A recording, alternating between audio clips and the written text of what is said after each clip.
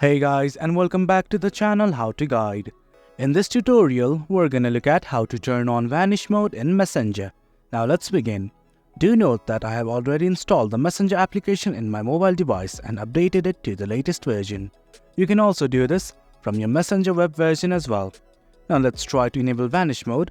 Simply click on any chat with your friends. Once you've clicked on it, something like this will open up. Now what we need to do is simply focus on the top right section. Here are these three buttons that are audio call, video call and info. Simply click on the info button right here. Now something like this will open up. Simply scroll down and you will find something like disappearing messages.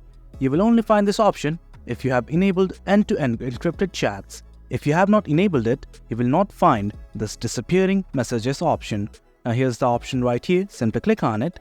Now I am provided with this. Simply hit on the 24 hours button right here and there you go. We have enabled Vanish mode in Messenger. Well guys, that's it. Hope you guys found this video informative, and for more content like this do remember to hit like, share and subscribe. Thank you.